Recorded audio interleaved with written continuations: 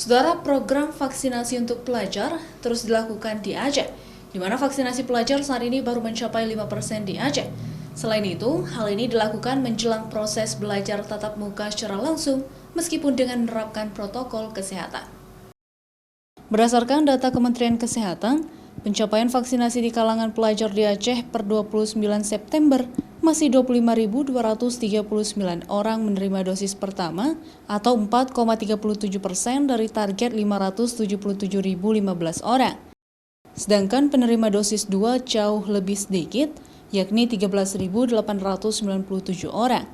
Madrasah Sanawiyah Negeri 1 Banda Aceh, salah satu sekolah yang terus mengejar target vaksinasi tersebut, selain untuk menjaga imunitas para siswa dengan adanya vaksin bagi para pelajar, diharapkan nantinya proses belajar mengajar secara langsung dapat segera dilakukan.